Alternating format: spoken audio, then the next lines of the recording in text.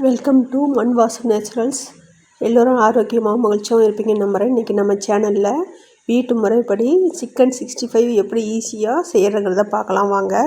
First ஒரு பாத்திரத்தில் இஞ்சி பூண்டு பேஸ்ட்டு அரைச்சதை நம்ம ஒரு 3 ஸ்பூன் எடுத்துக்கலாம். அதை கூட சில்லி பவுட்ரு வந்துட்டு ஒரு 4 ஸ்பூன் எடுத்துக்கலாம். கார்ன்ஃப்ளவர் மாவு இல்லை மைதா மாவு கொஞ்சம் 2 ஸ்பூன் எடுத்துக்கலாம்.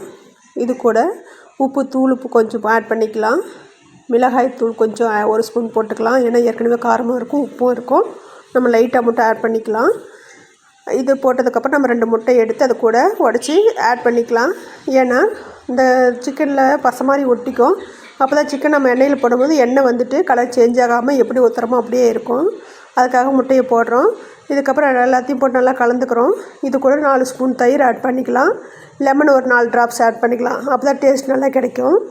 ஆட் பண்ணதுக்கப்புறம் நல்லா மிங்கிள் பண்ணிவிட்டு நம்ம வாஷ் பண்ணி எடுத்து வச்சுக்கிற இந்த சிக்கனை வந்துட்டு அது கூட கொட்டி நல்லா கலக்கி எடுத்து வைக்கலாம். ஒரு 1/2 hour நல்லா ஊறினதுக்கப்புறம் நம்ம ஒரு பாத்திரத்தில் எண்ணெய் விட்டு எண்ணெய் காஞ்சதும் நம்ம இந்த சிக்கனை வந்துட்டு எடுத்து போடலாம்.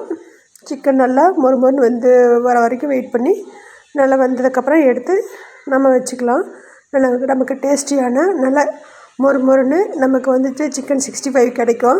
இது வந்துட்டு இது கூட நம்ம கருவேப்பிலை தழை கொஞ்சம் ஆட் பண்ணி பொரித்து எடுத்துக்கலாம். நம்ம வெங்காயம் கட் பண்ணி ஆட் பண்ணி சாப்பிட்டுக்கலாம். சாப்பிட்டா ரொம்ப டேஸ்டியாக இருக்கும். இந்த மாதிரி எல்லாம் செஞ்சு பாருங்கள். இதே வந்துட்டு நம்ம தயிர் சாதத்து கூட ரசம் சாதத்து கூட இந்த மாதிரி வச்சு கடிச்சிட்டு சாப்பிட்டுக்கலாம். ரொம்ப நல்லாயிருக்கும். எல்லோரும் செஞ்சு பாருங்கள். பிடிச்சிருந்தால் லைக் பண்ணுங்கள், கமெண்ட் பண்ணுங்கள், சப்ஸ்கிரைப் பண்ணுங்கள். தேங்க்யூ.